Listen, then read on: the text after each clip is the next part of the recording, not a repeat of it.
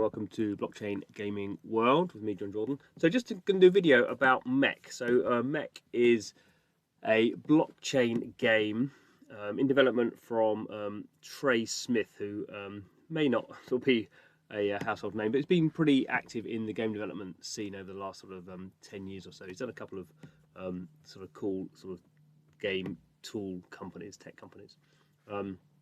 He's been working away on MECH probably for about over a year, I think, but certainly in terms of the NFT sales, been pretty active over the last kind of few months. But I think sort of what's interesting about how he's doing this is I think he's doing it very differently to a lot of blockchain games. So this is running the NFTs at least on the Polygon blockchain, and sort of the standard thing people do is do their minting through OpenSea. Maybe not so much on Polygon, but certainly on Ethereum, people who sort of do their minting straight on OpenSea, because that's where sort of all the activity is. That's where a lot of people do their trading, obviously. And even if you're not doing your minting through there, people do their sort of trading through there. And certainly you can get the MECH NFTs on OpenSea, which we'll have a look at. But what's interesting is I think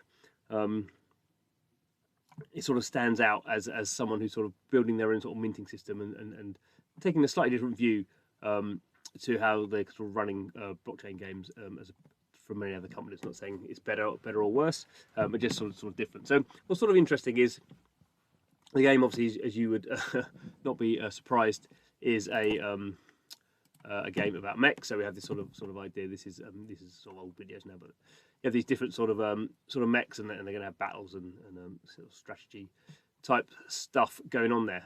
And what they do every so often is they have these different drops of these different sort of me figuratively will just say different coloured mech. There's more to it than that in terms of shapes and style, I suppose, but often it does seem a little bit like a different style and different colour. And you have to go to mech.com, which is a pretty cool URL to have. So you go through all this sort of stuff, and to actually buy them during the mint, you just sort of you end up down here. Where is it? Oh, so you actually click up here. But before we do that, so the ones they're selling now look like the Rebel mechs, the Proto. So there's going to be a mini game soon, so that'll be sort of interesting if you hold any of these. So typically, as we always have, there's a cryptocurrency called Forge. Interesting, you can breed mechs. Don't know how that's going to work. No surprise, stuff like battle arenas. This is interesting. Build your own maps. As I say, Trey Smith has had quite a lot of experience building game tools. Not quite sure about these crypto mini games on your mobile phone. Looking interesting, but anyway, I think it goes to show that sort of just the approach that he's doing here is I think quite different to a lot of other NFT focused games. There's a repair mechanism as well, mechanic. That's sort of interesting, I guess, in the terms of we have that in lots of or in RPGs we have these sort of mechanics where maybe gear gets is used up and destroyed, and you have to repair it. So that's sort of interesting. Again, people are having to sort of spend resources to level these things up. So yeah, so these are the factions. So there's a whole bunch of these things that I'm just saying, this sort of different colours. So there's 16,061, which is sort of an odd number. The first 3 drops have sold out. So sort of so saying 7,500 left. So sort of 9,000-ish, 8,500-ish done. Another token marketplace. So yeah, we can kind of see what's going on here. Here is sort of Trey Smith. You can sort of check him out. But what's interesting here is when you go to the public sale. So there's currently 1,250 Rebel mechs.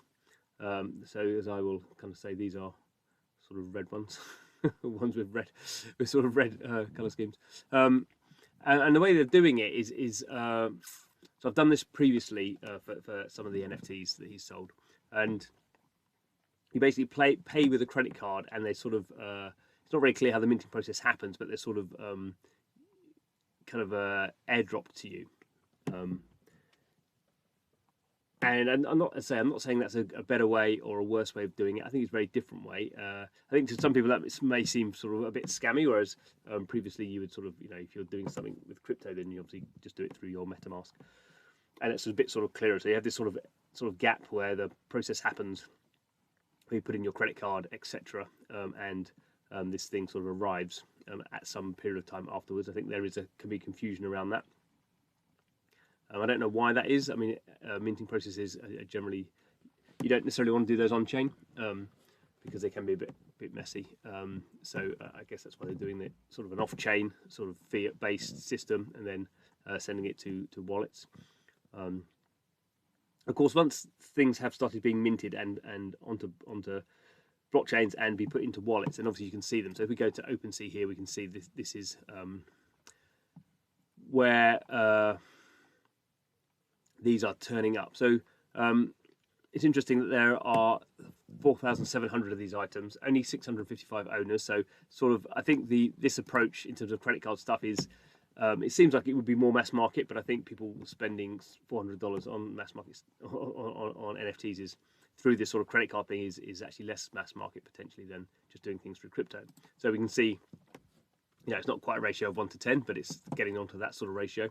And the other thing is when you mint these, you for some of the previous ones at least, I'm not sure with this one, but for some of them you sort of get sort of discounted if you get a bundle. So if you buy, so you can buy like your multiple variants of an NFT for it's more money, but not considerably more money. Maybe we'll just have a quick look at that.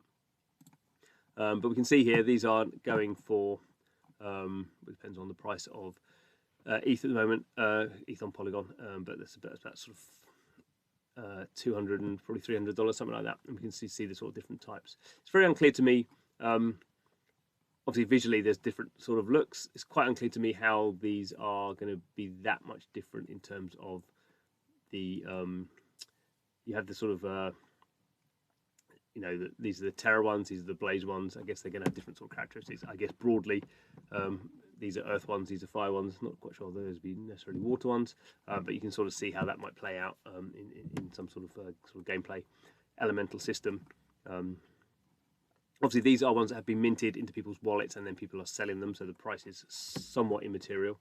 And I think, as I say, it's not quite clear why any one of these would be particularly more expensive than any other ones. These ones are saying elite, but these ones are saying elite as well. So there's some legendary ones down here. So I guess that's sort of broadly why those are more expensive. I'm always interesting to see the price high to low. Again, this is people making up prices. So 459 ETH. Good luck with that. But we can see again a lot of these legendary ones sort of coming in here, and just click on that one randomly. So not quite clear what the power, I guess, is something quite specific. I mean, height, I don't know, and height and weight, I'm not sure how that's going to play into the game per se. Clearly, it may well do. The legendary bit, I guess, is the thing that's mainly driving what's going on there. Let's have a quick look at Wildlight and see if he's got a whole bunch. So yeah, so we can see here this account just has 4 of these. Went through the process, bought 4 in a bundle, and he's attempting to sell 2. The other thing's worth looking at is always with these sort of things is, are actually any of them selling? So we can see there's been 149 ETH worth of value. So I mean, depending on the price of ETH at the time, that's maybe $200,000 worth of value. So not nothing, but not equally not an enormous amount. But we can see people are buying. So today there's been 2 sales. So not an enormous volume. So let's stay here. How many sales we're having there? Let's normally pick that up. Oh, let's come back.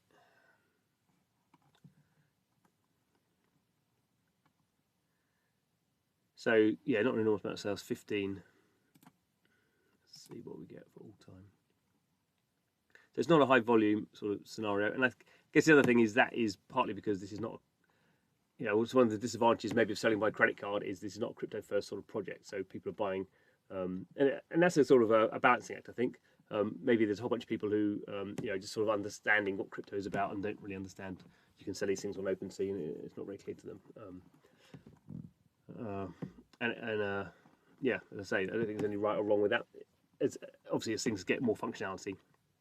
The other obvious thing is they're gonna MECH's gonna have its own marketplace. So maybe OpenSea is not the sort of place you would expect to see a large amount of sort of trading, just because they're gonna have their own marketplace, and that's where things are gonna actually happen. So this is the other interesting thing you get when you actually put in your credit card details. So you can see, here we go. Here's Trey Smith. Got the upsell here. So before you leave, you can add more MECH for a big discount. So sort of interesting. Each one is an investment. That's an interesting sort of phrase. So when you choose one of the two options below, you'll be able to get additional MECH for 10 or 20% cheaper. So this is sort of funny that so you basically have ended up buying one for $400, and in this one it says, do you want to get 4 extra? So effectively you're buying 5, and that would be for $1,840, or 10. I assume this is being added to what you're getting. Yeah, so it's added to the order. 3,200 for 10. So again, this is the advantage I guess you can have with not selling things via sort of OpenSea on-chain minting. You can't really do this when you hit the mint button. You've hit the mint button. With this sort of off-chain thing, you can sort of do this upscale thing. Again, whether people are going to be, well, clearly that in that wallet we saw, someone bought 4. So clearly it does happen. But this is, again, I'm not saying it's good or bad. But it's sort of interesting that this is a very different approach, I think, to what we see in other blockchain games. So sort of final thing to look through, actually. So this is where we can see the different types. So the first drop was the legendary ones, saying there's 1,061 of those. Maybe that's where the weird 61 bits come from. So foundational, there are 3 different types of those. So we can see here the Nixie and the Terra have sold out. Blaze, whatever that is, 500 still to go on that. These ones seem pretty odd. I've not even seen these before. So a sort of small number of these have been created. And then the ones that are selling at the moment are the Rebels. So this also sort of comes back to this, to my view, sort of slightly clunky in the sense that this is what is selling now. This is under construction, I think, because these haven't been minted yet. That's a sort of issue there, and then the elders are sort of the last set to happen. So yeah, I think it's an interesting project. I wouldn't certainly suggest people be spending money on it at the moment. I think, as ever with these things, if things are available on an open marketplace, you get a bit more visibility there in terms of sort of knowing what you're buying, and sort of clearly having it in a wallet rather than waiting for stuff to be airdropped. But I think what MECH is doing is interesting, and if they can sort of get that right balance between using a blockchain, what it's good for, and sort of bridging to a mass market audience. Now, I don't think necessarily getting people to spend $3,000 on the credit card to buy 10 NFTs is by any way mass market, but certainly I think the tool stuff and the game, sort of when it comes out in the mini games and all that sort of stuff, does bring an extra sort of cachet to the project, and it does that in a way, I think, that is more sort of native to gaming. I think some of the blockchain stuff, some of the blockchain games are getting a bit too blockchain focused, and that sort of gets in the way of what they're trying to do. So we'll be interested to see what happens with MECH as it rolls out over the coming months. Anyway, thanks for watching Blockchain Gaming World. Please subscribe to the channel. See you again soon.